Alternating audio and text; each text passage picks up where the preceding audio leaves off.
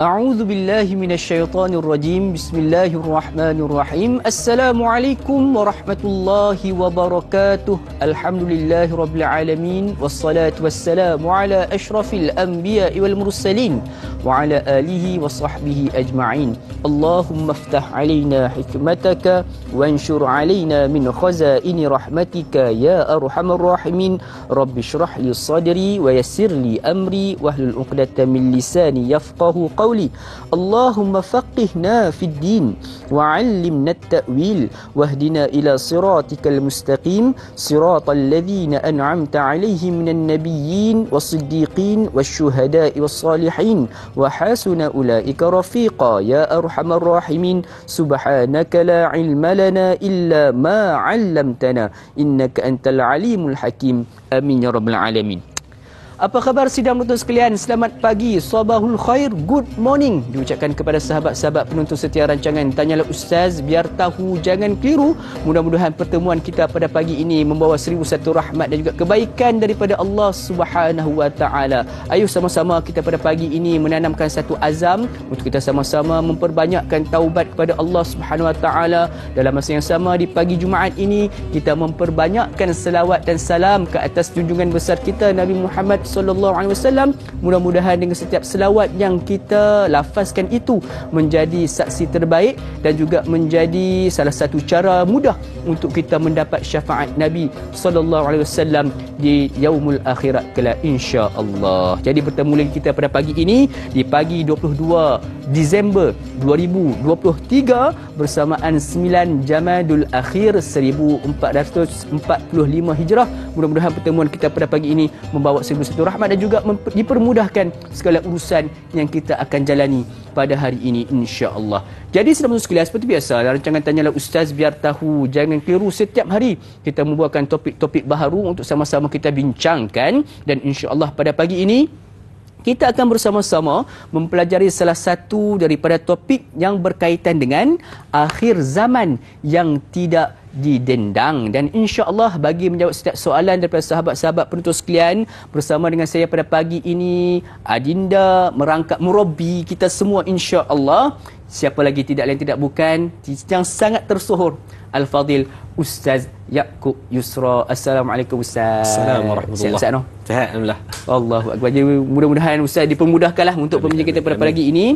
Daripada sahabat-sahabat untuk sekalian, jangan lupa untuk terus berhubung dengan kami untuk bertanyakan soalan-soalan anda di talian 1800881677 ataupun menerusi laman media sosial rasmi kami di Facebook Tanyalah Ustaz TV3. Dan sidang penonton sekalian, rancangan kita pada pagi ini juga boleh ditonton secara high definition di www.tonton.com.my. Jadi insya-Allah sebagai permulaannya kita nak sama-sama dengarkan apakah intipati, muqaddimah dan juga apakah di antara hala tuju perbincangan kita pada pagi ini Ustaz berkaitan dengan topik kita akhir zaman yang tidak didendang. Silakan Ustaz. Baik, bismillahirrahmanirrahim. Assalamualaikum warahmatullahi taala wabarakatuh. Alhamdulillah nahmaduhu wa nasta'inuhu wa nastaghfiruh. Yang saya hormati Kanda Fadil Ustaz, dan hormati tuan-tuan rakan-rakan penonton Tanyalah Ustaz, mudah-mudahan Allah memberikan kebaikan kepada kita. Alhamdulillah. Bila sebut tentang akhir zaman, yang pertama kita kena justifikasi yang jelas berkaitan kita ni bukan lagi umat akhir zaman, tetapi kita adalah umat akhir zaman. Kenapa? Sebab istilah ataupun gelaran umat akhir zaman ini telah pun tertimpa kepada kita ni. Umat kita ni adalah semenjak daripada Nabi SAW menerima wahyu yang pertama. Itu adalah sandaran asas dia. Maksudnya sekarang tahun 1445 Hijrah tambah dengan 13 tahun lagi. Sebab Nabi mendapat wahyu adalah 13 tahun sebelum daripada peristiwa hijrah. Maksudnya 1445 campur dengan 13 tahun akan dapat 1458. 1458 tahun dah gelaran umat akhir zaman itu tertimpa kepada kita semua. Maka justru tidaklah adil untuk mengatakan kita umat akhir zaman, melainkan kita adalah umat akhir zaman. Ini dalam bahasa mudah clearance stock ni. Ujung-ujung ni lah yang Nabi sebut dalam hadis, sayusibu ummati daul umami, umat aku nanti akan tertimpa dengan penyakit paling umat terdahulu ni. Penyakit yang Nabi Artikan itu bukan penyakit fizikal, kencing manis, darah tinggi, buah pinggang kecil orang. Bukan penyakit-penyakit itu. Penyakit-penyakit yang telah Allah zahir dan menceritakan dalam Al-Quran. Penyakit-penyakit hati yang bawa kepada kerosakan dan bencana kepada umat. Dan insyaAllah pada pagi ini kita akan tuntaskan secara mendalam berkaitan tajuk akhir zaman ini. Mudah-mudahan Allah Subhanahu wa taala memberikan penjagaan yang baik untuk kita semua dan kebaikan bersama insya-Allah. Insya-Allah. Jadi akhir zaman yang tidak didendang disebabkan oleh kita kebanyakan pada hari ini masih lagi ramai Ustaz yang alpa leka dengan kehidupan dunia ni, sehingga mana kita jarang-jarang mendendangkan tentang istilah-istilah akhir zaman ini. Insya-Allah kita akan sama-sama perhalusi topik ini dengan sehalus yang baik insya-Allah. Jadi kita nak beralih Ustaz dengan meraihkan soalan pertama untuk episod kita pada pagi ini daripada Puan Intan Zurina Abdul Razak. Assalamualaikum Ustaz, da'i dan warga tanya Ustaz. Waalaikumsalam warahmatullahi. Ustaz, harta yang melimpah ruah buat manusia ketika itu, adakah ianya satu rahmat atau istidraj? Terima kasih Ustaz. Ustaz. Baik, terima kasih pada Kak Intan untuk soalan pembukaan yang sangat baik berkaitan harta yang melimpah ruah buatkan manusia ni. Kita nak tahu kat mana garis pemisah di antara rahmat ataupun istidraj. Baik, yang pertama kita kenal pasti bila sebut tentang rahmat ataupun istidraj ini harus dilihat kepada ada 4 benda dalam ada 5 benda daripada perkara yang perlu kita letakkan. Yang pertama, daripada mana sumber harta itu didapatkan. Duit tu mai pada mana? Kalau ukurannya duit lah, kalau pangkat lah, kalau follower lah. Dapat dengan cara macam mana? Dapat dengan duit itu didapatkan dengan cara yang halal, maka itu adalah tanda-tanda rahmatnya Allah bagi kepada kita. Tapi kita berebut, pulun, ligan, guling-guling dengan duit, dengan mendapatkan dengan cara yubali min aina asabal mal ini dengan cara yang haram, maka itu adalah tanda-tanda istidraj. Ada orang tak semayang tapi murah rezeki. Ada orang tak dia tak taat pada Allah pun, tapi tengok kaya-kaya boleh buat sihat walafiat. Maka tu tanda-tanda istidraj. Lepas tu kena ambil kisah tentang daripada mana datangnya sumber kewangan kita. Nabi sebut dalam hadis, la yadkhulul jannah lahmun nabata min haram.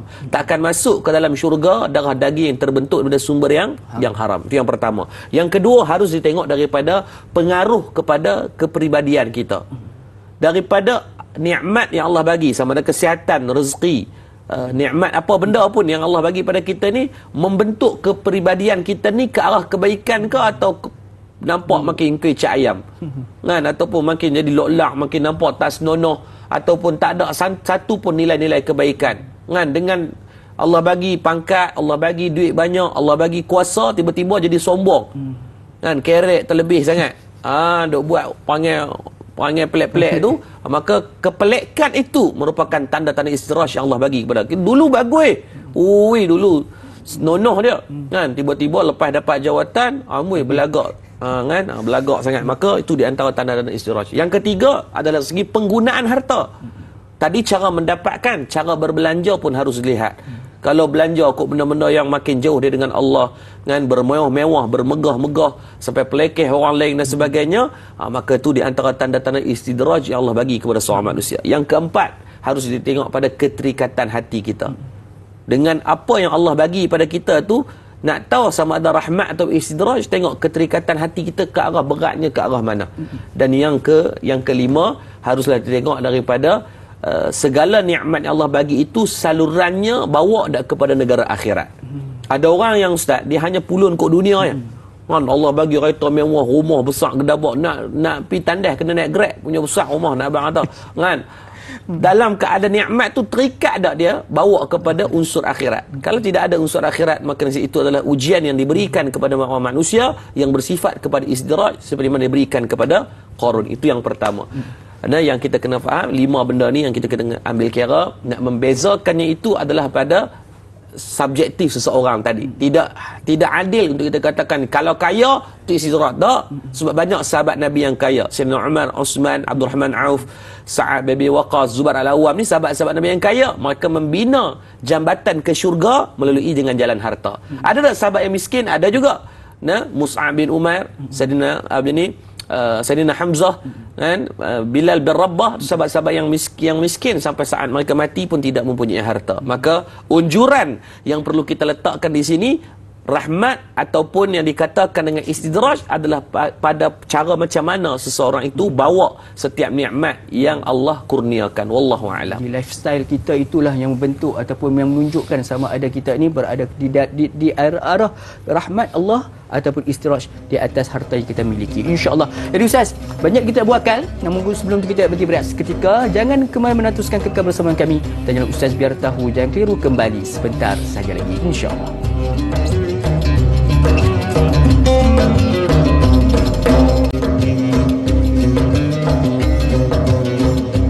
Alhamdulillah, selamat sekalian, kembali kita bertemu pada pagi ini rancangan Tanyalah Ustaz Biar Tahu. Jangan keliru, sama-sama kita mengambil pengajaran dan juga iktibar di sebalik tajuk topik yang kita bincangkan pada pagi ini, akhir zaman yang tidak didendang. Jadi insya-Allah kita nak teruskan lagi Ustaz perbincangan kita pada pagi ini dengan meraihkan soalan berikutnya daripada Izara. Assalamualaikum Ustaz Da'i. Assalamualaikum warahmatullahi. Bagaimana bagi orang yang berharta sentiasa dipandang mulia dan yang berkurang akan sentiasa dipandang hina dan salahnya? Dalam situasi sekarang, apabila seseorang itu berpangkat, berharta, sentiasa dihormati hatta dia melakukan kemungkaran, apakah ini seperti akhir zaman yang tidak didendang kerana keadilan dalam menghormati antara masyarakat itu ada ketirisan? Mohon pandangan Ustaz. Terima kasih. Baik. Ustaz. Terima kasih. Maaf, saya sakit mata. Baru dia duduk dikeluar yang mata belah kiri ni. Yang pertama kita kena faham, terima kasih pada Kak Izara berkaitan soalan dia, orang ni orang kaya dimuliakan, orang miskin seolah-olah dihina ataupun satu bentuk rasa tak comel kan.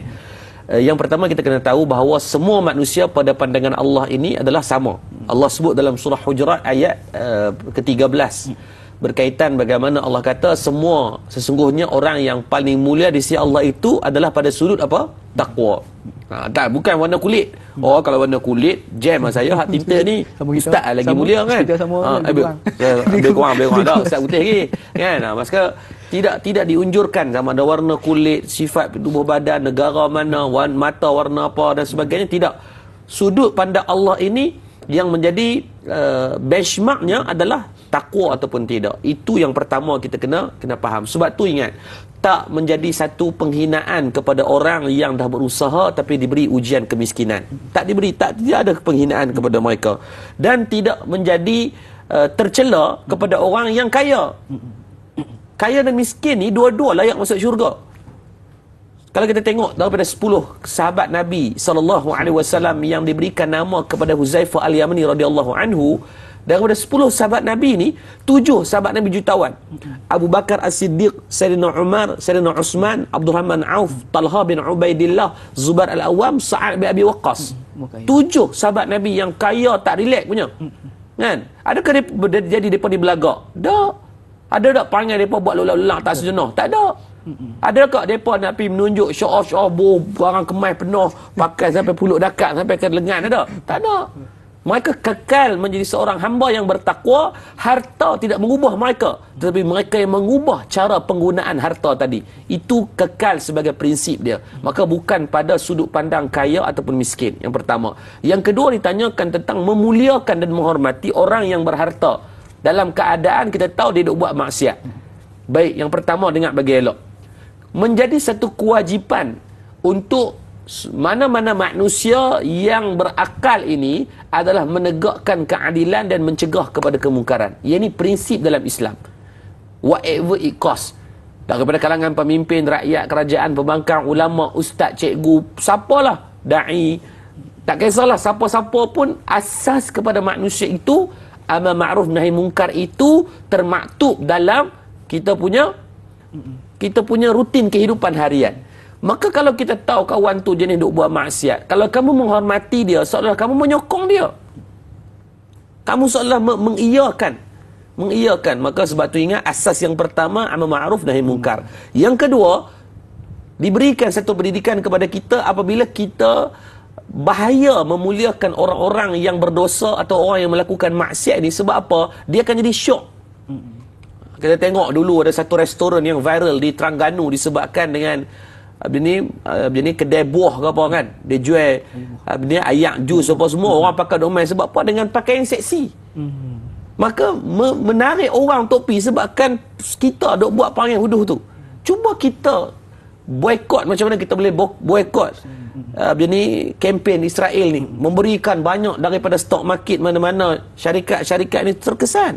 Sama kalau kita tengok orang pergi di pasar malam contohnya, market, tengok kalau jenis tak tutup aurat, kita paling lemah iman kita ni, kita tahan diri, imsak daripada kita berbelanja, bukan sebab nak buat naya ke dia, dah semua jadi pendidikan pada dia. Dia kemarin dia pakai tudung niaga elok je, hari ni tak pakai tudung, tengok-tengok sale menurun contohnya, maka dia muhasabah. Ini dak lagi dia buat kuih buka, lagi orang main ramai. Orang main bukan beli ayam nak tengok paha tuan jual ayam sekali sebagainya. Maka benda-benda ini seolah tuan-tuan mengiyakan perbuatan bad marketing disebut. Bad marketing, still marketing, but it's not a good marketing.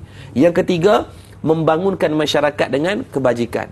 Kerana bila kita memuliakan orang macam ni, maka kita menidakkan banyak daripada sumbangan-sumbangan orang lain. Maka tidak katakan untuk kita bergaduh, tetapi at least kita mulakan dengan selemah-lemah iman, at least kita tegur dia salah tu perbuatan. Contoh saya bagi lah ni, banyak mereka buat konten, buat live di media sosial ni, di TikTok ataupun FB dan sebagainya, orang lelaki duk make up, pakai tudung, maka itu perbuatan yang salah, menyerupai perempuan, jelas haram dan dosa besar kan. Ataupun orang-orang yang lembut-lembut ni, maka kita mengiyakan kan, dia tekan butang share, nanti dapat top up, dapatlah 40 ton, seorang dapat, dua orang dapat, tapi kita menjadi ejen duk sebar benda-benda yang haram. Ni hak yang bagus ni, hak tanyalah ustaz ni, hak ni sebar tak apa dapat pahala. Hak ni confirm dah laki, tak menyerupai perempuan. Hak ni pun confirm laki dah, maka sebar kalau ni ada perempuan. 2,000 orang yang menonton ni, maka tekan butang share, 2,000 orang dapat kebaikan. Maka haruslah kita ada disiplin dalam kehidupan, walaupun kita tak baik. Saya cakap atas diri saya pun banyak dosa, banyak maksiat, tapi kita nak ada prinsip yang jelas, setiap hari berusaha untuk sebarkan kebaikan. Paling komen, paling cak ayam ni sekarang boleh buat ni. Tuan-tuan kalau tak buat memang cak ayam jugalah. Rugilah kita. Tekan butang share ni untuk rekod ustaz, tak ada seorang pun yang buat laporan patah jari. Tergeliat pun tak ada ustaz. Tapi kita tak buat sebab apa? Rasa berat nak buat benda baik. Tapi kalau benda yang tak elok, kadang-kadang ringan kita buat kan, beraya-raya sampai berpuluh-puluh share kadang-kadang kan. Maka jelaskan satu prinsip yang crystal clear dalam kehidupan masing-masing. Tuan-tuan dia kata, kami tak pernah mula, kita mula pagi ni. Version 1 is better than version none. Kita mula kali pertama, lebih baik tak mula langsung. Jadi jom kita buat ramai-ramai pagi ni, start sebar benda yang baik, disiplin setiap hari. Jangan kita lopongkan kehidupan dengan benda-benda kebaikan. InsyaAllah. Jadi bermula pada saat ini kita sebarkan perkara-perkara yang baik, dan kita mulakan dengan berkongsi live Facebook kita pagi ini, insyaAllah. Jadi Ustaz, saya juga tertarik dengan apa yang Ustaz kongsikan tadi tentang sifat sahabat apabila menerima harta, di mana harta tak mengubah mereka, bahkan mereka yang mengubah cara untuk menggunakan harta itu untuk negara akhirat, insya-Allah. Jadi terima kasih kepada Puan Izara di atas soalan. Kita nak beralih dengan soalan berikutnya dengan meraihkan pemanggil di talian. Assalamualaikum, saya bertalian. Waalaikumsalam warahmatullahi wabarakatuh. Dai Luqman dan Ustaz Muhammad Yaqub Yusra. Saya Umar bin Abdul Majid dari Faedah Cini Timur 3 Pekan Pahang. Assalamualaikum Ustaz dan Da'i. Waalaikumsalam warahmatullahi wabarakatuh. Lama saya tak dengar suara Tuan Haji Umar kita ni. Alhamdulillah pagi ni rezekikan. Silakan Tuan Haji Umar, soalan pagi ni insya-Allah. Soalan saya begini, Ustaz dan Da'i sihat ya? Ya, alhamdulillah sihat seperti biasa Tuan Haji Umar. Silakan Tuan Haji Umar. Soalan saya begini. Ada setengah manusia ni kadang-kadang dia mengalihkan pandangan dia. Dia kata kalau kita ikut syariat 100% dalam Islam, untuk mendapat kejayaan itu amat sukar sama sekali. Mereka memberikan alasan kerana, contohlah Ustaz ya, kalau nak berperbankan kita menurut Islam kadang-kadang sukar sikit kita untuk mendapat kemajuan dalam perniagaan, dalam apa bidang yang diceburi Ustaz. Jadi soalan saya Ustaz, apakah alasan-alasan yang semacam ini boleh dikategorikan sebagai akhir zaman yang tidak rindang ataupun sengaja ke, ataupun bagaimana kedudukan orang yang berpandangan serupa ini? Kalau ikut syariat Islam 100%, kalau dalam perniagaan sukar nak berjaya, dalam pekerjaan pun sukar nak berjaya, dan semua bidang yang dicuburi ini. Itu soalan saya, Ustaz dan Da'i. Terima kasih banyak, Ustaz dan Da'i. Assalamualaikum. Assalamualaikum. Terima kasih Tuan Haji Omar atas satu soalan berkaitan dengan, berbalik pada soalan Tuan Haji Omar itu berkaitan dengan ramai orang sekarang memilih cara yang salah untuk mendapatkan nikmat yang dunia tu, yang sementara tu, Doktor. Baik, terima kasih pada ayahanda Tuan Haji Omar kita. Masya-Allah, rindu dengan suara ni. Masya-Allah. Kita akuilah dengan zaman yang serba canggih manggih ini, dia mai satu bahana dan satu toksik yang berlaku dalam setiap benda, urusan perniagaan, urusan nak naik pangkat, urusan nak berpolitik, dalam apa jua pun ada sistem lobby-melobi. Maka ini satu budaya yang perlu dibetulkan oleh orang yang bertakwa. Wajib. Saya bercakap dari kapasiti saya juga orang bisnes. Saya ada kontraktor kelas A dalam perniagaan, G7 lah. Jadi memang saya rasa satu budaya yang kurang sihat yang berlaku, memang budaya lobby-melobi, minta masuk rasuah, duit bawah meja, ini memang berlaku. Maka balik kepada asas, tuan-tuan nak terjun dalam lubang yang sama atau nak kekal kepada prinsip. Nah, hak ni di ujian ni, bayangkan projek, contohnya projek 10 juta kita masuk, kan? Pegawai yang nak uruskan tender ni, kita dah tahu dah siapa dia. Dan dia yang uruskan tender, dia nak buat penilaian, dan penilaian tu di atas justifikasi dia. Kadang-kadang kita tengok harga yang kawan tu menang jauh lebih rendah dari segi grade penilaian dia. Tanpa dipilih, tak boleh. Kita tak boleh bertikai. Dia bukan boleh buat surat zaman sekolah lu, nak bertikai pun tak ada. Dia keputusan itu adalah muktamad pada pihak yang penerima tu. Jadi mai lah. Ni kadang-kadang Ustaz, dia mai dalam bentuk rasuah ataupun cara-cara yang terbaru ni, dia tak bagi duit, Ustaz. Dia bagi dengan cara lain. Contohnya kita nak pi servis kereta. Dia tahulah kita nak pergi servis kereta kat mana ni, kan? Dia dah habaq kat tokek kereta tu, kalau Ustaz Lokman mai terus dah ambil duit. Kita pergi servis lagi, tokek kata dah settle, dah ada orang bayar. Kita kata siapa pula dah. Jadi kali pertama mungkin kita kata adalah ku hamba Allah yang ni. 2-3 kali benda-benda lain pun dia main rumah sewa, tiba-tiba ada orang bayar dan sebagainya. 2-3 bulan lagi dia main jumpa dia salam, saya tu sport dia mereka tu saya bayar. Dia main dengan cara yang sangat halus. Maka sebab tu dalam bab ni, ketika mana kita mengambil ibrah bagaimana Sayyidina Umar Abdul Aziz sangat menjaga dalam bab tertib dan tata kelola, tata susila dalam pengurusan pentadbiran ini, sehingga kan orang bagi hadiah dia sebagai sultan ketika itu pun, sebagai raja pun dia tidak akan terima, bukan hanya pada diri dia, malah kepada ahli keluarga. Jadi saya rasa prinsip ni, you decide and you choose. Kalau you nak ke arah tu, you silakan. Tapi ingat, harta tetap kita akan tinggalkan. You dapat projek 10 juta, profit let's say 15%, 1.5 juta keuntungan. Baik, saya nak tanya, orang yang dapat 1.5 juta keuntungan, dia makan selori ke sepinggan? Sepinggan juga. Ingatkan selori, kan? Maka tak ada beza pun. Tapi Ustaz, dia boleh naik kereta besar. Baik, dia mati naik trailer ke naik khanda? Khanda juga. Baik, bila dia mati, Ustaz, kubur dia adakah dikorek asing? Pak Eka? Tak ada. Sama juga. So apa bezanya? Tidak ada perbezaan. Maka pada saya, waraskan akal. Ni manittaba hawahu, hawa nafsu tetap akan mai iblis ni, dia akan mengedik juga, duk mai kacau, dia terhegeh-hegeh, duk mai pujuk-pujuk. Maka you decide the best lah untuk diri sendiri. InsyaAllah mudah-mudahan Allah memberikan keselamatan bersama. Pada orang berniaga ni, tu saya selalu pesan, hidup ni keras.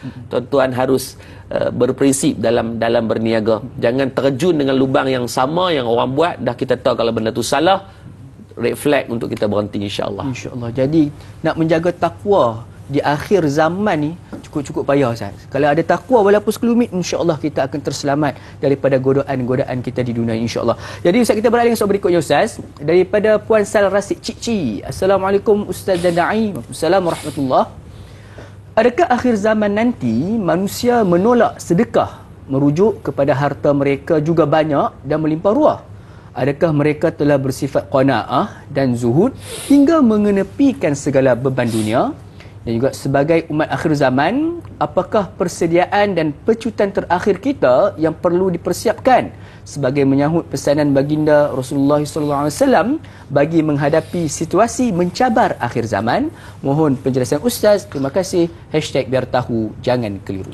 Baik, terima kasih kepada Kak Sarah Rasid Cici untuk dua soalan yang cukup bermanfaat. Soalan yang baik mendatangkan natijah yang baik kepada saya yang berusaha untuk menjawab. Bukan berarti saya pandai tak. Dan juga kebaikan kepada yang mendengar. Alhamdulillah, moga Allah berikan pahala. Baik, itu soalan yang pertama berkaitan kita nak bezakan apa itu qanaah dan apa itu zuhud. Kerana di antara garis pemisah itu sangatlah sangat tipis untuk kita nak kenal pasti. Baik, yang pertama kita faham apa makna qanaah. Makna qanaah menurut daripada istilah dan maknanya adalah merasa cukup dengan nikmat pemberian yang Allah bagi kepada kita. Ada merasa cukup. Baik, merasa cukup ni benda yang cukup payah. Nah, untuk nak Allah sebut dalam Quran untuk nak kita beriman dengan ayat la in syakartum la azidannakum, untuk kita syukur di atas nikmat yang Allah bagi. Allah bagi dapat pasangan yang macam tu, nak rasa cukup tu dia main macam-macam. Kan? Ada orang dia tengok orang dia geram. Dia kata apa benda pasangan tu, seorang gemuk, seorang kurus. Sudut pandang dia bukan macam kamu. Bini kawan tu dia berisi sikit, tak apa. Dia berkenan. Bukan dia nak tengok bini hang, dia nak tengok bini dia. Ada orang dia kata, apa benda pasangan ni tak padan ni. Hitam seorang, putih seorang, biarlah. Depa nak anak yang ada dua color. Kan?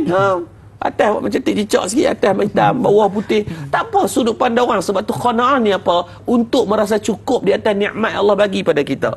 Sebab tu kita, satu teguran untuk diri sendiri dan semua juga. Tuan-tuan letakkan dalam kehidupan kita ini, ada fasa dia. Fasa kita kecil-kecil ini banyakkan belajar. Fasa kita tengah remaja dan dewasa, dan remaja, fasa untuk penstrukturan, untuk kestabilan ekonomi. Fasa seterusnya dalam masa bukan tinggaling, tapi untuk kita nak letakkan di mana full effort kita. Saya letakkan. Saya target, saya umur 35, saya habis PhD. Saya target umur 40, saya dah settle dah semua bisnes-bisnes saya untuk di SOP-kan untuk mereka boleh run auto. Untuk apa? Saya nak pencen awal. Saya nak retire young, retire rich. Itu adalah cita-cita. Tapi saya boleh buat kerja dakwah. Saya nak membara seluruh dunia. Saya nak buka sekolah di seluruh dunia. Sebab saya pegang dengan satu prinsip, pendidikan akan boleh mengubah dunia. Tak boleh kalau buat benda lain tak lepas. Pendidikan juga. Maka harus kita letakkan di mana target dalam visi kehidupan. Tuan-tuan kena buat juga. Ini sampai umur 60, masjid, tangga masjid tak nampak kepala ekor ni. Duk kira kalut mengasuh cucu. Abang kat anak, jangan duk rasa abang ni bapak dengan mak hang nak pergi mayang ke kan? Kena. Ini umur 65 tahun baru nak buka kolam udang. Lalu dalam kolam tu bukan kata berpada-pada. Tak salah bekerja, tapi letakkan nilaian.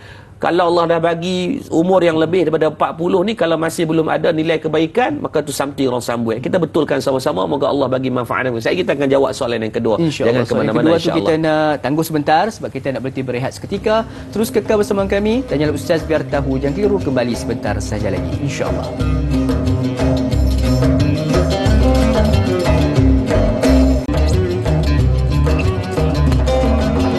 Alhamdulillah, sidang betul sekalian, kembali kita bertemu pada pagi ini dalam rancangan Tanyalah Ustaz biar tahu jangan keliru, bertepatan dengan kita sebagai umat akhir zaman. Sama-sama kita bincangkan kita pada pagi ini tajuk berkaitan dengan akhir zaman yang tidak didendang. Jadi jom kita teruskan lagi dengan perbincangan kita pada pagi ini dengan nak raikan soalan berikutnya Ustaz.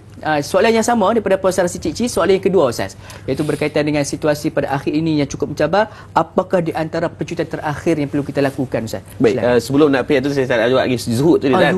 Kita baru selesai qanaah pada zuhud. Allahumma salli ala sayyidina Muhammad. Yang kita faham qanaah ni merasa cukup dengan nikmat Allah bagi, bukan berarti salah untuk nak mencari dunia, tetapi biar ada balance dalam kehidupan itu, adanya juga soal kebajikan dan akhirat.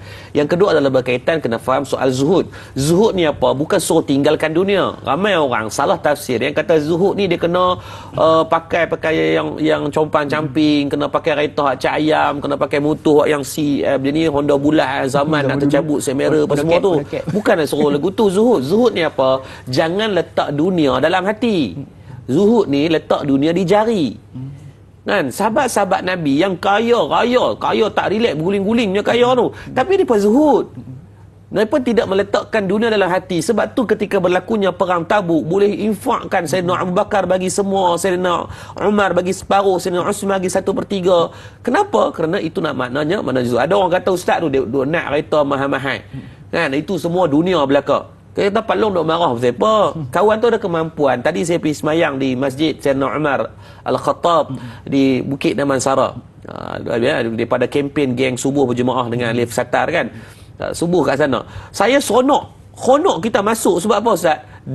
Parking depan tu kereta Porsche, kereta Ferrari, kereta Mercedes. Biarlah nampak bukan cak ayam. Ini net pum tercabut tayar ke belakang macam rombongan Cik Kia. Tak mau macam tu. Kita nak biar Islam yang ada izzah dia. Nampak gah tu. Imam Al-Ghazali sebut dalam kitab Ihya, makruh kepada seorang umat Islam bagi nampak Islam nampak cerai. Bagi Islam tu nampak lekeh. Kan, pi tengok pakai jubah pun Khamis Jumaat Sabtu dengan tak sereka. Macam mana kita nak bawa kola hitam ni berdaki ni, tengok ya Allah macam dengan lumut dekat ayat terjun tu. Kan, jadi benda-benda macam tu perlu diambil kira. Sebab apa? Kita bawa pembawakan Islam. Waktu kita nak bagi Islam tu nampak kemas. Kalau buat masjid tu biar masjid nampak elok, tandas jangan nampak belendiak pelik. Tengok nak masuk tandas orang khoda, orang terbit pakai pampers masuk tandas kadang-kadang. Biar benda-benda itu. Maka zuhud, jangan salah faham, jangan salah tafsir. Kena faham bagi elok lah. Baik, soalan yang kedua berkaitan sebagai persediaan sebagai umat akhir zaman, apa kita kena buat nak menghadapi zaman yang penuh dengan mehnah dan tribulasi ini.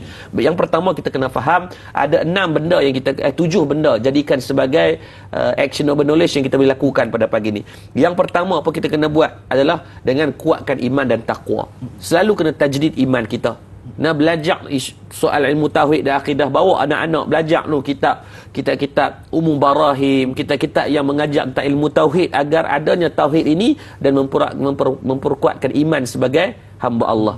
Yang kedua, haruslah ada sikap qanaah kepada dunia. Kena rasa cukup dengan dunia ni. Ni sampai tu saya kata tadi lah, sampai tua-tua ni sampai tak nampak lagi. Tapi tak ada langsung ni. Tak ada langsung nak improve dalam soal agama. Kan? Saya waktu kita buat kelas pengajian untuk orang tua-tua, pergi cari kelas pengajian untuk orang tua-tua, masih ada banyak. Yang ketiga, haruslah meningkatkan ilmu agama dan kena faham juga tentang bab-bab akhir zaman ini. Saya rekomen lah tuan-tuan pergi cari kitab, di antaranya kitab 40 hadis peristiwa akhir zaman. Harga buku RM7, RM10 je. Tapi dalam tu cerita tentang hadis-hadis tentang tanda-tanda sebelum berlakunya kiamat. Overall daripada hadis-hadis yang dihimpunkan, ada 42-43 hadis dalam tu, overall hampir semua yang dah berlaku. So ini adalah satu red flag yang perlu kita ambil sebagai peringatan. Yang keempat, haruslah tamak untuk melakukan amal. Bila kita dah belajar tentang cara ibadah, maka kena ada sifat tamak. Qanaah pada dunia, tamak pada ibadah. Itu kena bezakan. Tamak ibadah ni apa? Semayang jemaah, daripada semayang kat rumah, kan, kita dah lah laki kan, ada lato-lato semayang lah kat masjid. 27 kebaikan lebih banyak daripada semayang di rumah. Kenapa nak semayang di rumah? Para isteri kena tamak. Kalau kita tak boleh pergi masjid, gerak suami. Gerak dia, abang bangun abang. Abang bangun. Kan? Gerak anak-anak. Dia tu ustaz, anak-anak cuti sekolah nak bagi dia berehat. Tak, bagi dia berehat di masjid. Betulkan satu benda yang baik agar kita boleh berlaku tamak dalam keluarga, melakukan amal kebaikan. Yang kelima, memperbanyakkan berdamping dengan orang-orang yang baik, orang-orang soleh. Tak wajib dia ni yang alim dalam agama saja. Mana-mana orang baik pergi duduk dengan dia. Pergi duduk dengan dia. Ini dah lah kita ni, kita lak dah. Pergi kawan dengan orang lak juga, lak kuasa 2. Kau merapu jadi. Kan? Dah umur-umur ni duk kawan dengan orang mengai je semua. Dia kira duk nak pergi mengai semata-mata. Bukan kata salah pergi mengai, tapi nak pergi mancing kan. Tapi kalau semua circle yang tu duk kawan dengan orang konvoi, habis serata dunia konvoi. Kalau konvoi bawa pada faedah tu, konvoi buat kempen pergi semayang kat masjid, okey. Ini konvoi lah semata-mata. Rugilah. Jadi bukan saya suruh tinggalkan circle itu, tetapi dapatkan juga circle yang boleh menambah nilai iman dalam kehidupan kita. Dan yang ketujuh, doa dan tawakal lah. Dan kita dah buat semua yang 6 atas tadi, doa dan mulalah serah kepada Allah agar pengaturan dia, kalau Allah takdirkan berlaku kiamat pun dengan fitnah akhir zaman ni, Allah masih mendorong kita dengan antivirus yang kuat untuk kita berlawan, insya-Allah. Mudah-mudahan. InsyaAllah, doa juga tawakal, dan juga itulah dia 7 cara ataupun untuk kita mendapatkan pecutan terakhir untuk kita berhadapan dengan akhir zaman yang penuh dengan cabaran ini, insya-Allah. Jadi Ustaz, kita beralih ke berikutnya Ustaz, daripada saudara Muhammad Faizal bin Ahmad. Assalamualaikum warahmatullahi wabarakatuh. Assalamualaikum warahmatullahi. Kuasa boleh mengkorupsikan apabila seseorang individu diberi kuasa jika tiada asas agama yang kukuh. Kemungkinan dia menggunakan kuasa untuk kepentingan sendiri sangat besar. Ambil dan saup wang, mengayakan diri sendiri dan kaum keluarga. Tidak hairanlah yang terlibat rasuah, pecah amanah bukan orang biasa-biasa, tetapi orang yang bergaji puluhan ribu namun masih tak cukup-cukup. Inikah yang dimaksudkan dalam hadis Nabi di atas, di akhir zaman harta manusia melimpah ruah banyaknya? Mohon pencerahan yang berbahagia Ustaz. Terima kasih. Baik, terima kasih pada Abang Faizal. Saya kalau dalam tanya Ustaz ni, di antara nama-nama yang saya nantikan soalan mereka, soalan-soalan yang berimpak tinggi lah, yang sangat baik.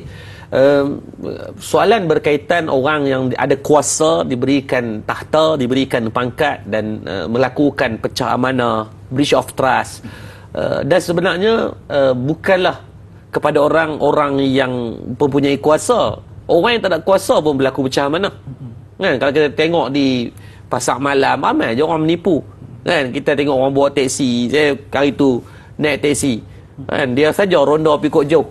Tapi kita tak apalah lah, hati kita tak apalah. Kita tahu jalan, nampaklah dia di akal dia tu jenuh, kan? Nak cas lebih, saya tak, hati kita tak apalah, kita niat.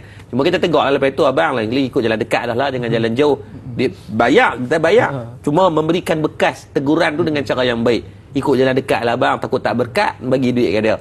Ngangor dia sekejap. Bukan, dia dalam bab pecah amanah ni, dia back to back atas diri. Kalaulah cuma biasa kalau game yang orang yang ada pangkat, orang yang ada kuasa, orang yang ada pengaruh ini, maka biasanya pecah amanah ni level tak relax sikit, kan? Cuma dari segi prinsip asas, benda yang haram itu sama aja. Hang buat benda yang mahal pun haram, hang buat benda yang murah pun haram. Balas lighter orang, haram ke tak? Haram. Walaupun lighter tu harga RM1, kan? Dah lah perbuatan merokok tu dah haram dari segi fatwa. Lepas tu PT Bal tu pula haram kuasa doa jadi dia. Jadi cuma teguran untuk kita semua, untuk diri sendiri juga. Ingat, Nabi sebut dalam hadis, wa'mal ma syi'ta fa innaka majziyun bihi.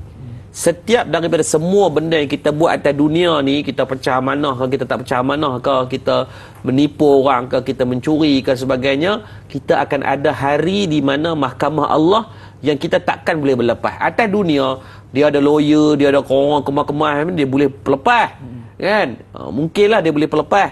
Benda ni dia boleh kono ni, kan? Tapi ingat, akhirat nanti tak ada hak lawyer hang pun melingkup nanti, kan? Hak lawyer tu pun menerak, kan? Tak kira siapa dia, ustaz ke, lawyer ke, siapa-siapalah. Maka dalam bab ni, pastikan pangkat yang diberikan itu bukanlah yang kita minta, dan kita dapat yang paling penting mengutamakan dia sebagai amanah. Sebab di antara golongan yang Nabi sebut, yang Nabi melihat dalam peristiwa Isra' wal Mi'raj, yang paling banyak diazab di antaranya daripada berbelah-belah golongan itu disebut dalam kitab Jama'ul Fawaid, adalah satu kelompok pemimpin, orang-orang yang diberikan amanah, mereka memikul satu bebanan di atas belakang mereka. Hak yang duduk atas tengah belakang ni pun tak larat nak angkut dah.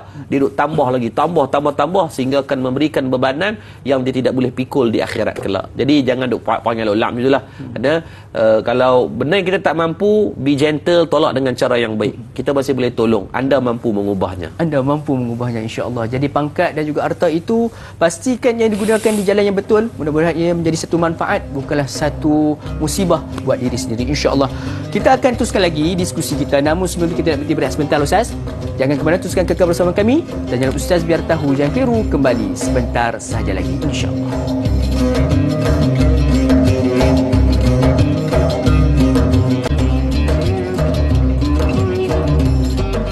Alhamdulillah, saudara sekalian, kembali kita bertemu pada pagi ini rancangan Tanyalah Ustaz, biar tahu jangan keliru. Alhamdulillah, kita bersyukur sebab direzekikan oleh Allah Subhanahu Wa Taala untuk sama-sama kita mendalami tentang akhir zaman di dalam diskusi kita daripada tajuk akhir zaman yang tidak didendang. Kepada sahabat-sahabat saudara serumpun kita yang sedang menyaksikan menerusi live Facebook kita pada pagi ini, jangan lupa untuk kita sama-sama raih saham pahala kita di akhir zaman ini dengan menekan butang kongsi. Ayo sama-sama kita sebar luaskan ilmu kita dapat pada pagi ini kepada seberapa ramai yang boleh, insya-Allah. Jadi Ustaz, berbalik pada topik diskusi kita berkaitan dengan akhir zaman yang tidak dendang ni, sudah semestinya pihak Madat sendiri ada pelbagai inisiatif, seperti mana sebagai contohnya diperkenalkan klinik-klinik ilmu untuk kita sama-sama nak tarik pihak ataupun golongan-golongan remaja ini khususnya untuk lebih bertepatan dengan jalan akhirat itu, dalam masa yang sama tak tinggalkan dunia. Jadi Ustaz, apakah lagi di antara inisiatif-inisiatif lain daripada pihak Madat, Ustaz? Baik, kalaulah sakit fizikal, demam, batuk, sesemua ni kita boleh pergi di farmasi. Sakit hati yang bergelolak dengan pelbagai masalah ni tak ada ubat melainkan dengan majlis ilmu dan juga ilmu agama yang perlu kita cari. Maka di sinilah Madat kita sediakan semua untuk lapisan masyarakat. Kita ada kelas untuk budak-budak, kita ada kelas untuk remaja, kita ada kelas untuk dewasa, kita ada kelas untuk orang tua-tua. Tak ada kelas untuk orang yang dah mati je. Kan? Hadling semua kita usahakan sampai daripada kelas warga emas, kelas untuk maknyah. Golongan-golongan LGBT yang sedang nak hijrah ni pun kita buat kelas khas untuk mereka. Kenapa? Kerana pada saya satu tanggungjawab untuk kita bawa satu prinsip no judge but more on action. Jangan duk kita nak hukum kawan jahat, kawan tak ada. Kita semua manusia yang Allah bagi banyak peluang. Bukan peluang kedua, ketiga, keempat, beribu-ribu peluang Allah bagi, maka ruang yang samalah. Maka sebab tu di Madat, kalau tuan-tuan tengok, pengajian tak berhenti, berjalan setiap minggu dan setiap hari. Dan kalau kita tengok sekarang pun tengah terjalan satu kempen geng subuh macam Jumaat. Kan, macam pagi tadi pun saya kalau tu tahu dah pagi ni mesti ada tanya ustaz, gagah sehingga agak semayang dekat Damansara sebab dekat dengan studio TV3 ni. Tapi seronok kalau kita tengok dalam kempen tu, tu adalah setiap pagi tu di Masjid Madat. Pagi-pagi ni hampir separuh masjid penuh. Bayangkan masjid kita baru beroperasi 7 bulan. Secara official 7 bulan baru buka, tapi kita ada lebih daripada hampir 500 jemaah yang datang subuh berjemaah setiap pagi. Jadi kita bukan hanya nak sembang kari, kita nak buat bagi jadi. Jadi inilah yang sedang kita usahakan, geng subuh macam Jumaat ni. Jadi saya nak mengajak seluruh rakyat Malaysia, janganlah malas sangat. Kita usaha. Dia memang kali tak awal-awal dia jadi balok liat ni. Tapi kalau lama-lama rosak. Jadi kalau tak pi macam masjid tu rasa tak best. Kita rasa mulakan pagi tu dalam keadaan rasa ada something wrong somewhere. Tak percaya kita try. Lepas tu saya nak mengajak para isteri, saya merayu, gerak suami kan, ambil ayat titik-titik atas muka sikit pun tak apa. Percayalah akan ada satu impact yang luar biasa. Dan kita pun di Madat, kita baru habis kemarin camp khas untuk budak-budak, camp smart solat. Jadi kita buka sejam penuh, 100 lebih penyertaan. Jadi kami mungkin terpaksa buat setiap minggu agar kita nak kawal kualiti program tu. Kalau nak ikut pendaftaran ni Ustaz, saya boleh ambil semua. Sebab bayaran Madat subsidi RM20. Dan kita ambil konsultan luar. Jadi ini yang sedang kita usahakan. Mana yang ada anak-anak, ada suami, bungkus bola bonet, buat main masjid ramai-ramai, kita pastikan kita boleh menggegarkan masjid. Tuan-tuan boikot Israel sudah, jangan boikot masjid-masjid surau yang ada di kawasan kita, insya-Allah. Insya-Allah. Jadi itulah di antara inisiatif yang dilaksanakan oleh pihak Madat. Yang penting tu Ustaz, yang paling menarik tu berkaitan dengan kita nak sama-sama jadikan subuh ni sama seperti mana kita solat Jumaat. Hari ni pula hari Jumaat, mudah-mudahan kita dapat terus istiqamah. Jadi Ustaz, bagaimanakah cara untuk pihak-pihak penonton kita dan juga sahabat-sahabat yang sedang menyaksikan kita pada pagi ini, orang ramai, untuk nak menyumbang untuk teruskan lagi kelangsungan aktiviti-aktiviti yang berlangsung di Madat ni Ustaz? Silakan. Baik, sebelum nak pergi kepada sumbangan, tuan-tuan nak menyumbang perlukan duit. Tapi untuk nak menjalankan kempen geng subuh kita ni, tuan-tuan tak perlu duit, hanya perlukan usaha semua. Hak miskin, hak kaya, hak tua, muda, semua boleh buat. Tuan-tuan malu, tadi pagi sempat saya jumpa dengan Alif Satar, baru sampai daripada Korea. Korea kat dia tadi. Dia baru sampai tadi, baru landing semalam sampai Malaysia. Terus datang ke masjid. Dia mesej saya, dia kata, Ustaz pagi ni kita jumpa, saya jom. Saya kata, saya dah tanya lah Ustaz, tak apa, saya kata saya lari juga pi untuk jumpa sekejap untuk silaturahim, salam perkenalan. Sebab saya duk buat di Kedah, dia buat di sini. So saya kata version 2 is better than version 1. Why not kita gabungkan, kita tengok apa kita boleh buat untuk ummah. Jadi tuan-tuan, saya nak ajak sungguh-sungguh ni, kalau kita nak jadi orang yang persediaan kepada umat akhir zaman, solat subuh dulu berjemaah. Bukan hal lain sembahyang, lepas tu Zuhur tak mayang, asar mayang, jangan lap macam tu. Asal dia subuh yang paling struggle sikit, insya-Allah. Dia siapa tuan-tuan, bila di Madat ni kita masih dalam perjalanan untuk nak bina banyak benda. Tuan-tuan bayangkan masjid baru siap tak sampai setahun, dah separuh masjid penuh subuh. Tuan-tuan, bukanlah nak ni, tapi bagilah peluang kepada tim Madat untuk buktikan bahawa banyak lagi benda kita nak buat. Kalau kita tengok pembangunan tu ada 14 ekar di sebelah masjid tu, tuan-tuan tengok pembinaan sedang berjalan. Bukan kita baru sembang ni, pembinaan sedang berjalan adalah stadium e-sport. So bayangkan stadium e-sport adalah tempat untuk anak-anak muda kita datang melepak, main game, tapi asas dia solat berjemaah wajib 5 waktu di masjid. Bayangkan kami kembangkan sekali terus stadium e-sport tu dengan masjid. Cuma ruang yang berbeza lah, wakaf masjid dan juga wakaf untuk stadium e-sport. Dan yang paling sangat memerlukan sekarang, yang ni perlu tahap guling-guling, tak tipu punya, adalah untuk asrama pelajar. Untuk asrama pelajar. Sebab kita dapat permohonan lebih daripada 6,000 lebih permohonan untuk nak masuk belajar di Madat. Masalahnya Ustaz, kami tak ada tempat. Tahfiz yang sedia ada dah cukup limit untuk pelajar sedia ada. Jadi untuk tahun depan, kalau tuan-tuan tengok tadi gambar ditontonkan gambar asrama yang telah dibina pun dah naik tingkat ketiga. Cuma kita nak perlu baki bayaran ada sekitar lebih kurang 1.8 juta lagi. 1.8 juta kalau sembang meninggal lah kan. Tapi kita ambil dengan angka yang kecil untuk minggu ni. Tuan-tuan gambar yang lain duk tengok tu adalah asrama pelajar. Untuk minggu ni hanya perlukan sekitar 80,000 sahaja. 80,000 ya. Sebab apa? Kita nak naikkan lantai pada tingkat 3 tu. Bayangkan kita sumbang buat lantai. Tuan-tuan, sampai kiamat pahala tu dapat. Sebab apa? Fungsi dia 24 jam. Itu menjadi penginapan, kelas, asrama, semua untuk para pelajar yang menghafal Al-Quran. Maka ini saya rasa peluang yang wajib kita rebut. Yang duk menonton dekat FB saja ada 2,000 orang lebih pagi ni. 2,000 orang lebih. Tu tak kira depan TV. Kan, hak depan TV ada mau dekat 200,000 orang. Kalau pakat secara kolektif, secara berjemaah, seorang 100, besok minggu depan boleh siap dah semua pembangunan kita, insya-Allah. Dari segi kos lah, dari segi proses keperlukan. Kita target bulan 3 ni kita boleh guna. Tuan-tuan bayangkan memang bangunan tu baru buat 5 bulan mengikut spesifikasi. Bila kita dah masuk kebenaran merancang pun, doakanlah moga Allah permudahkan urusan. Jadi tuan-tuan tengok no background yang tertera, whatever mind tuan-tuan ada, jom kita buat sama-sama. Ada orang kata Ustaz dapat komisen. Demi Allah, saya tak dapat 1 sen pun daripada duit sumbangan tuan-tuan ni. Even tuan-tuan pergi tanyalah, saya tak ambil gaji pun kat Madat. Even saya travel ni, adakah saya dapat? Tak ada. Saya semalam dekat Kelantan pagi tadi sampai sini terus kuliah. Sekejap lagi balik pula Kedah. Saya nak tumpang pahala macam mana tuan-tuan tumpang juga. Jadi kita buat sama-sama sampai jadi. Tuan-tuan, siapa yang menyumbang, kita ada lebih kurang 80,000 yang kita akan berikan sebagai hadiah kepada tuan-tuan.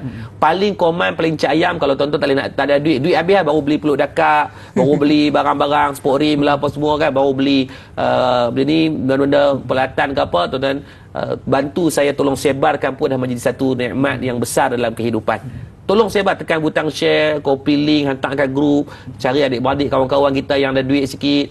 Dan hadiah khususnya adalah berkaitan, ada satu ibu bab sedekah. Kita ceritakan detail tentang fadilat, kafiat tentang sedekah. Kita tengok dalam gambar tentera ni, mudah itu jadi satu kebaikan untuk kita bersamalah. Nah, jadi semampunya kami daripada pihak Madat nak deliver apa yang tuan-tuan sumbangkan. Even di masjid Ustaz tak pernah ada duit. Kami setiap macam esok kita masak untuk hampir 10,000 orang makan setiap minggu. Orang datang hari Sabtu ni dekat 5 ke 10,000 orang, kita bagi makan free setiap minggu dah. Setiap minggu 10,000 orang makan. Nasi 5,000, bubuk 5,000. Kemudian setiap hari biasa pun ada makan juga, mantap tengah hari. Kita buat lebih kurang 400-500 orang. Taklah terlalu ramai. Setiap hari tuan-tuan. Lepas tu orang kata habis Masjid Madat, duit dapat mana? Saya tak tahu duit mana. Tapi yang pasti duit tak pernah ada, kita akan habiskan untuk perbelanjaan orang. Orang hilang selipar Ustaz, ganti selipar baru sebiji. Hari tu orang hilang barang kemas dalam ni. Kita cek CCTV, buat pengesahan betul ke tidak, kita bawa. Kalau nak beli, kita beli. Orang main semayang, cermin kena pecah, hari tu kita buat karnival.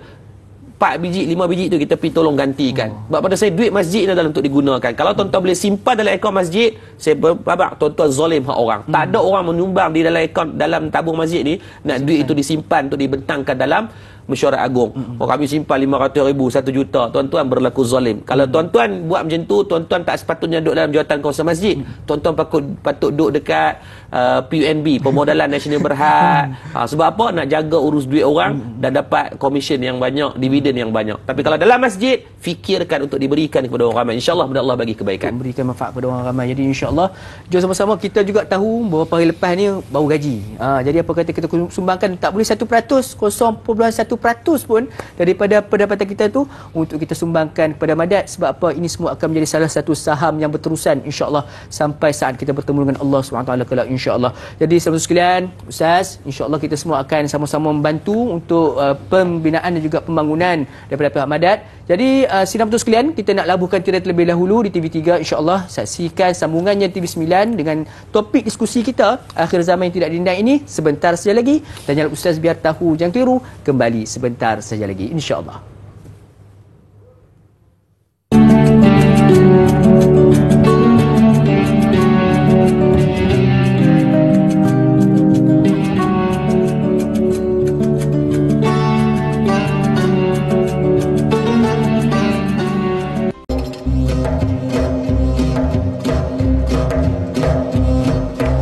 Alhamdulillah, sedang betul sekalian, kembali kita bertemu pada pagi ini rancangan Tanyalah Ustaz biar tahu jangan keliru. Setelah selesai berjeda sebentar tadi, untuk sama-sama kita teruskan lagi diskusi kita berkaitan dengan topik akhir zaman yang tidak didendang. Ada sebarang soalan yang ingin diajukan seperti biasa, boleh untuk terus berhubung dengan kami di talian 1800 881677 ataupun menerusi laman media sosial rasmi kami di Facebook Tanyalah Ustaz TV3. InsyaAllah masih lagi bersama dengan Al-Fadil Ustaz Yaakob Yusra. Ayuh sama-sama kita nak raikan beberapa lagi soalan daripada sahabat-sahabat kita. Dan soalan berikutnya daripada Puan Sahziatus Siddiq.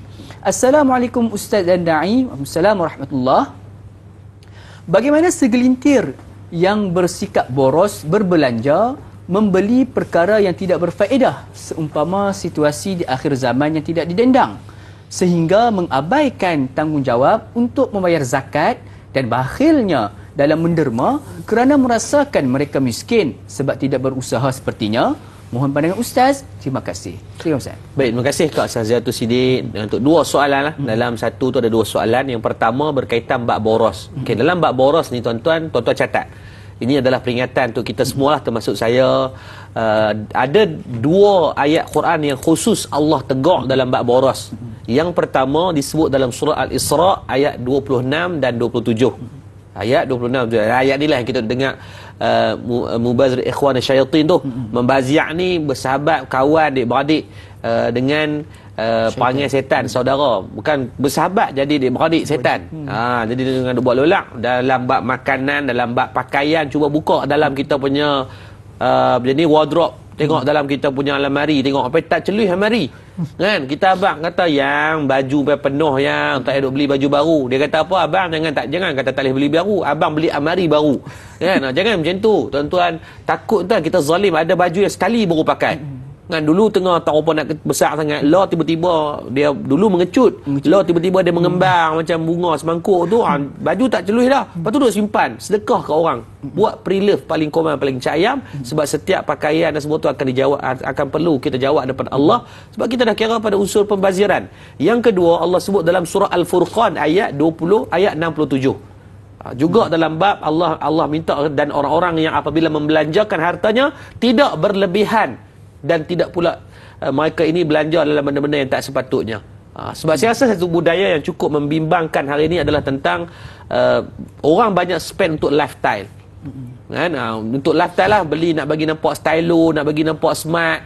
Jadi benda-benda macam ni saya rasa perlu untuk kita betulkan balik agar tidak berlakunya boros ataupun benda-benda yang pembaziran ni lah. Yang kedua soalan berkaitan zakat dan bakhil. Berkaitan bila dah belanja benda-benda mampu banyak, maka akan ada hak daripada harta tu akan dihabiskan yang sepatutnya boleh dibelanjakan pada tempat-tempat yang betul. Yang zakat ni yang pertama tak bakal keluar kalau cukup haul dan cukup nisab, haram dan dosa besar. Kerana meruntuhkan di antara rukun-rukun agama. Jangan buat main, jangan buat tebiang ikut suka. kan, benda tu salah yang bukan takat salah yang dominan. Maka tolong buat keluar zakat. Zakat ni kalau hak sebelum tu buat keluar kena qada zakat. Dia macam puasa, dia makan macam semayang, kalau tak buat keluar kena qada balik. Jangan duk buat lebih kurang macam tu. Dan yang kedua, orang yang bakhil. Orang yang bakhil ni Nabi sebut dalam hadis. Yang pertama riwayat Imam Tabrani dalam kitab Awsat, Nabi kata apa? Nabi kata salah satu tanda kiamat ialah Allah memberikan sifat bakhil kepada manusia. Kedekut tak hidung masin. Tak hidung saya pun tak pernah rasa, tapi mengikut mursalsalnya orang tua-tua ni, dia bukan hadis tapi daripada saya kepada tok kepada tok wan dengan generasi lah, mursal lah tu kan, mulut ke mulut mengatakannya masin. Maka jangan dibuat perangai kedekut dan bakhil ini, kerana ia adalah satu sifat yang kata Nabi yang akan akan kena kepada umat.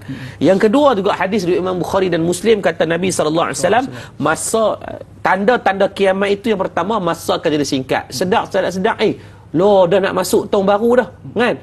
Azam hak tahun ni tak ada tunai lagi, kita nak kurus sikit, 1 gram pun tak turun, kan? Masa kata dia singkat. Yang kedua, ilmu semakin berkurang. Nak cari orang-orang yang alim dalam satu bab ni cukup susah lah. Macam saya bukan kategori alim, jauh sangatlah alim. Ustaz boleh jawab, soalan ni sebab kita dah tengok dah. Lepas tu tuan-tuan tulis soalan ni, tuan-tuan buh dalam tajalah ustaz. Saya dah tengok siap-siap, study, tengok.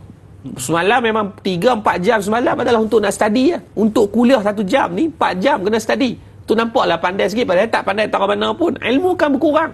Lah pakai chat GPT lah pakai Google lah, semua ilmu tu jadi tak ada dalam tubuh, hanya ada di laisa fi sudur, kan? Semua fi kutub wal Google wal everything lah, ya. Yang ketiga, dicampakkan dalam hati manusia ni penyakit bakhil. Ini disebutkan secara jelas oleh Nabi SAW.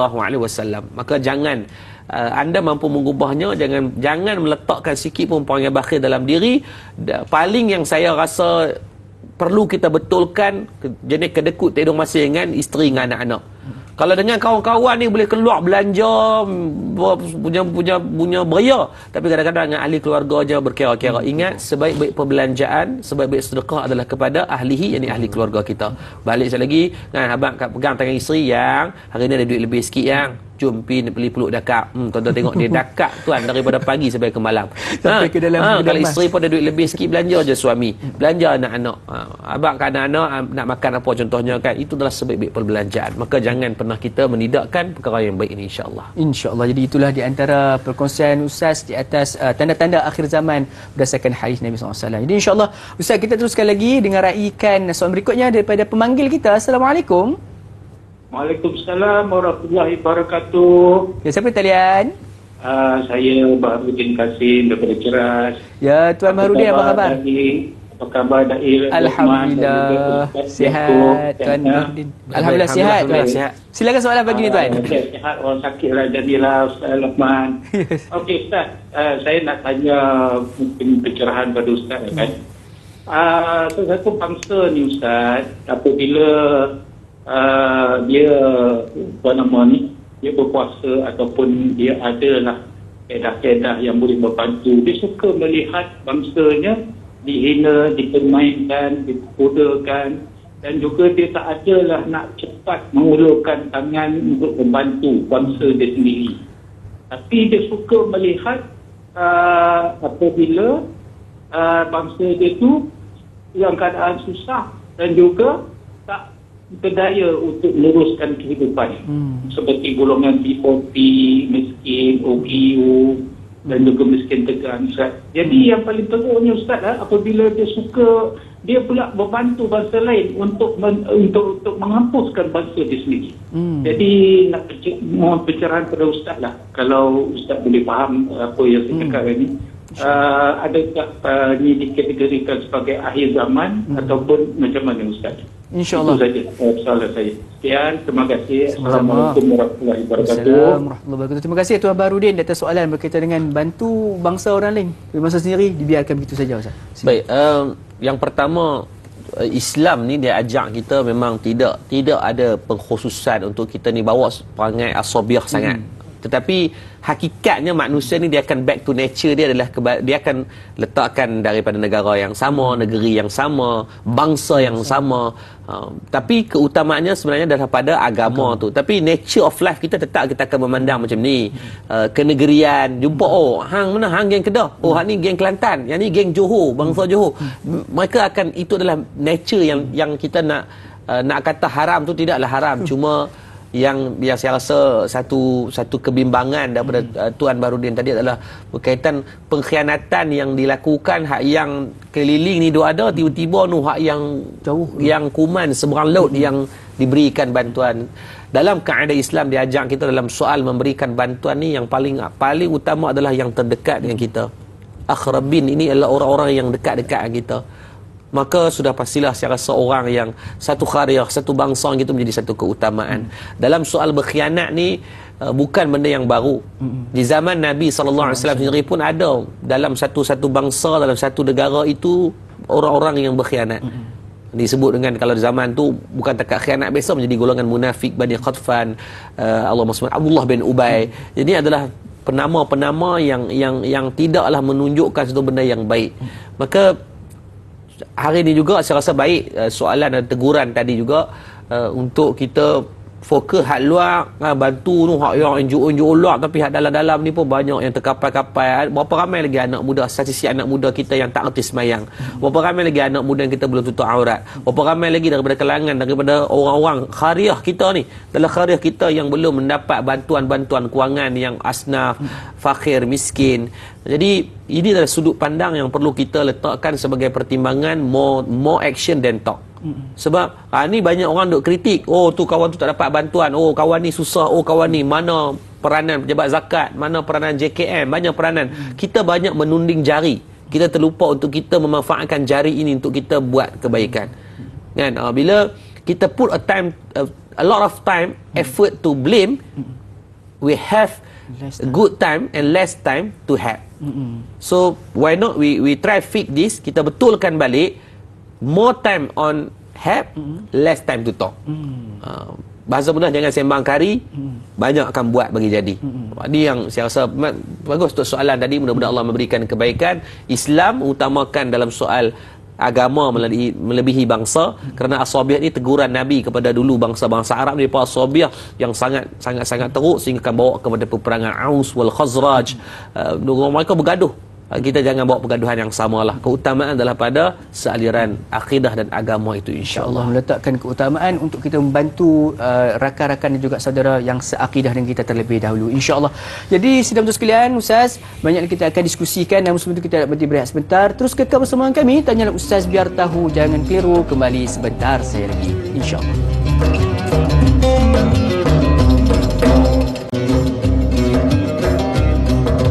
Alhamdulillah, saudara sekalian, kembali kita bertemu pada pagi ini. Rancangan Tanyalah Ustaz, biar tahu jangan keliru. Sedar tak sedar kita sudah pun berada dalam segmen yang terakhir untuk episod pada kali ini, untuk kita sama-sama teruskan lagi ambil ilmu berkaitan dengan topik kita akhir zaman yang tidak didendang. Kita nak teruskan lagi dengan meraihkan soal berikutnya, Ustaz, daripada Casey.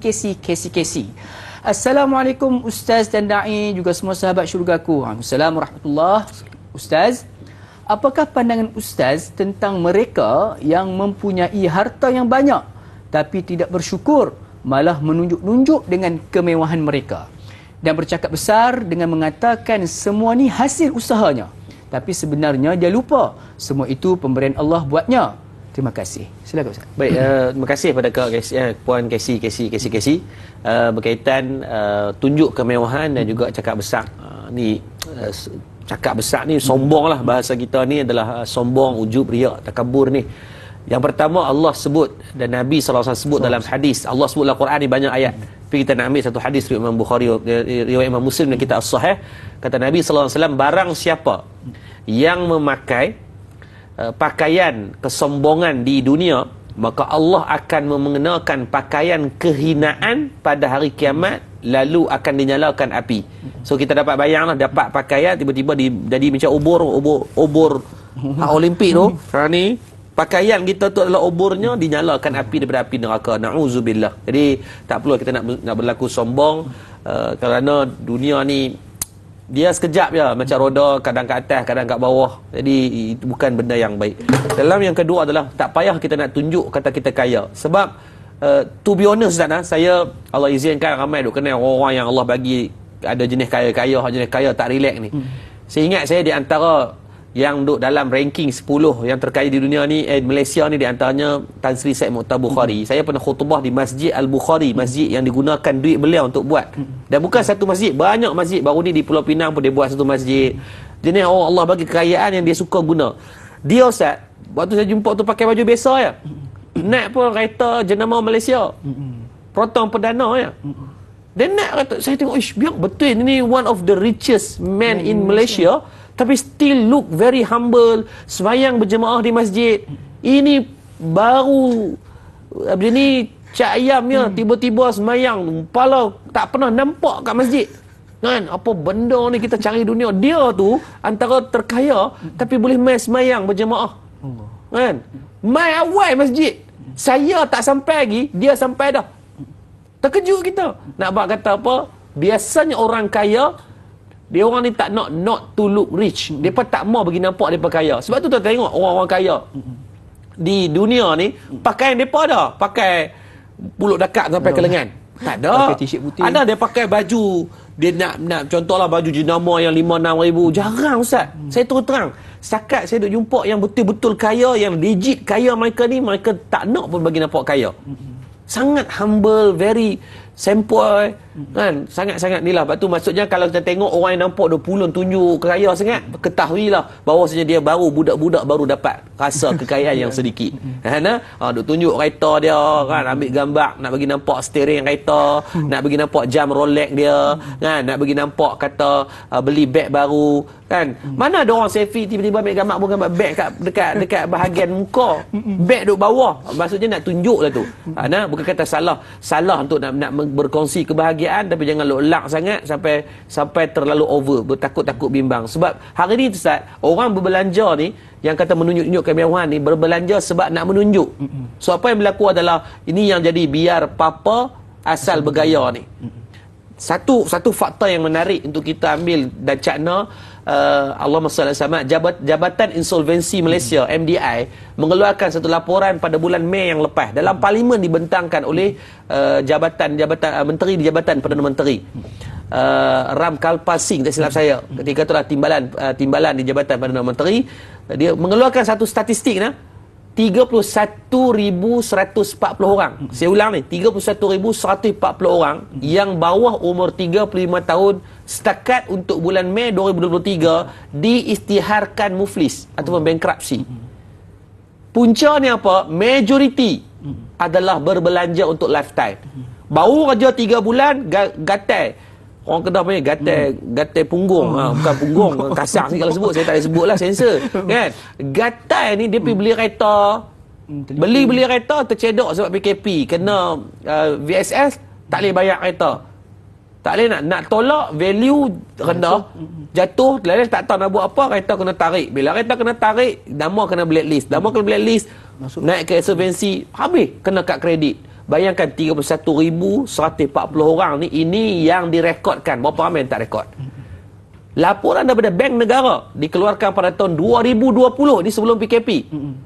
Tuan-tuan, lebih daripada 80% rakyat Malaysia tak ada simpanan lebih 1,000 dalam bank. 1,000 bukan kata 100,000 nah. Ni 100,000 ni anak Papa Megah Holding ya. Maksudnya kita ni bukan Mengah Holding. Sebab apa? Tak ada. Bila tak ada reserve cash untuk kita guna untuk emergency ni, itu yang berselera.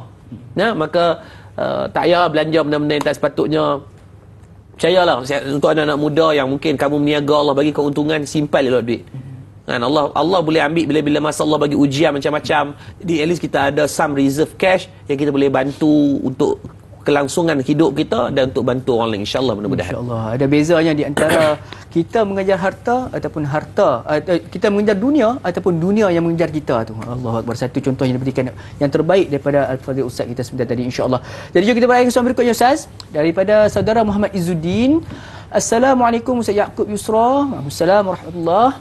Sabda Nabi sallallahu alaihi wasallam yang bermaksud, hari kiamat tidak akan terjadi sehingga harta kamu melimpah.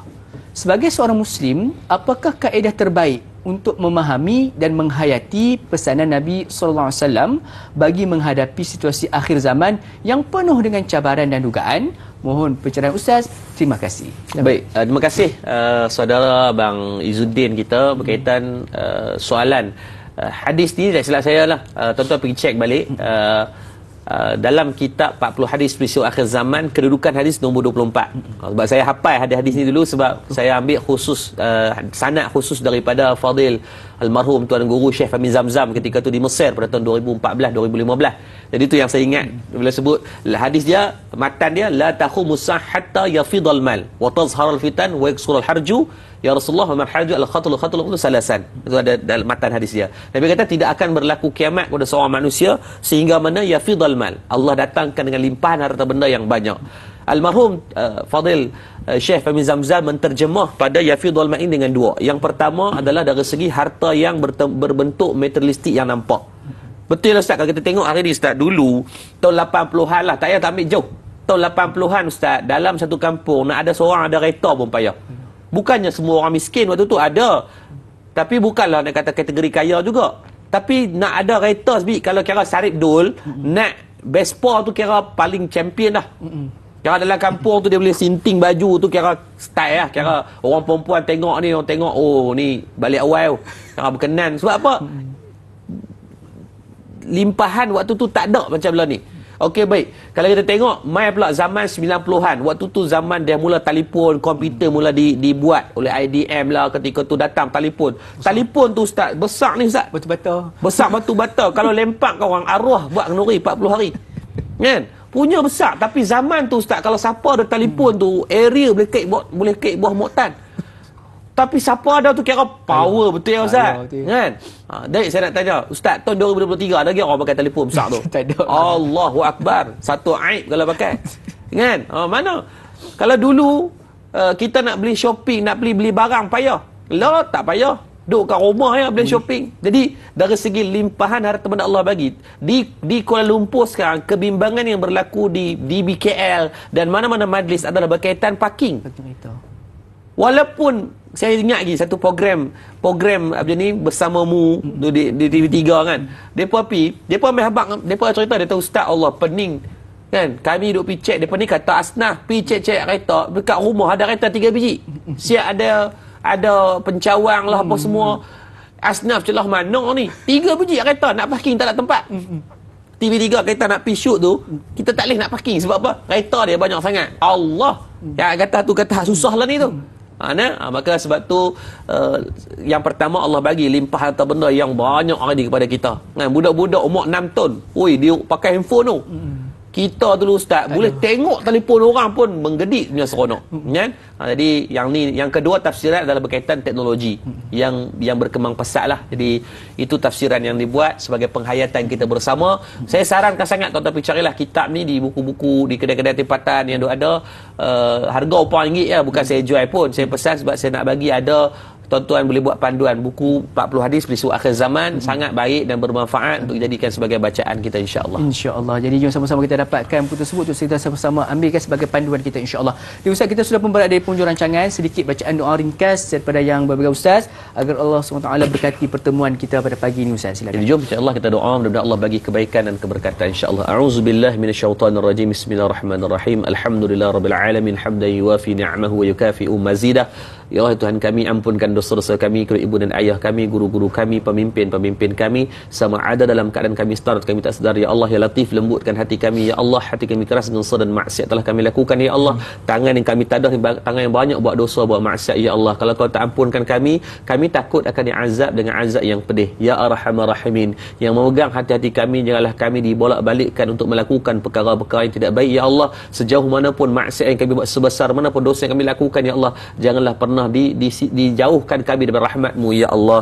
Ya Allah, pada kami yang sakit Kau sembuhkanlah penyakit-penyakit kami ya Allah. Pada kami yang jahil kurniakan kefahaman ilmu kepada kami. Pada kami yang masih makan harta haram, riba, rasuah, syubhah, maka ampunkan semua dosa-dosa bagi kami ya Allah. Ya Allah, pada kami yang ada mak dan ayah, Kau izinlah kami dapat berbuat beda berbakti kepada mereka, perelokkan akhlak kami dan hadapan mereka. Ya Allah, peliharalah kami semua daripada fitnah akhir zaman ya Allah. Ya Allah, bantulah saudara-saudara kami di bumi Palestin ya Allah, yang sedang diuji dari segi setiap aspek dalam kehidupan mereka. Maka dengan selemah-lemah iman kami ya Allah, letaklah kebersamaan hati kami dengan mereka ya Allah, yang mampu kami laksanakan. Kau jadikan keringanan kepada hati-hati kami ya Allah untuk melaksanakan amal dan syariat-Mu di atas muka bumi-Mu ya Allah. Rabbana atina fid dunya hasanah wa fil akhirati hasanatan wa qina adzabannar. Ya Allah, campurkan istiqamah dalam hati kami ya Allah, agar kami boleh istiqamah untuk melakukan ibadah dan juga istiqamah untuk bangun pagi sekurang-kurangnya menghidupkan diri kami dengan majlis ilmu, dengan program Tadalal Ustaz. Bagilah kebaikan kepada da'i dan semua daripada kru-kru yang terlibat, yang mungkin manusia tidak kenal mereka, tapi mudah-mudahan penduduk langit mengenal daripada usaha-usaha mereka ya Allah. Wa sallallahu ala sayidina Muhammad wa ala alihi wa sahbihi wa baraka wa sallam. Subhana rabbika rabbil izzati amma yasifun, wassalamun ala mursalin walhamdulillahi rabbil alamin. Taqabbalallahu minkum minna wa minkum taqabbal ya karim. Jazakallahu khairan katsiran Ustaz di atas bacaan doa. Terima kasih sidang untuk sekalian kena kekal sehingga ke penghujung rancangan. Mudah-mudahan kita bertemu lagi di lain episod rancangan Tanya Ustaz. Saya Luqman, mohon maaf sekiranya terkurang di mana-mana, terkasar tutur bicara. Akhir kalam, Assalamualaikum warahmatullahi wabarakatuh. Alhamdulillah. Ustaz. Oh, alhamdulillah. Lepas ni Ustaz dah kontak dengan Ali Ustaz. Dia mesej tadi. Dia dengar ulang. Ustaz tak ada kena baca khutbah apa ni? Oh ni tak ada. Tak ambil.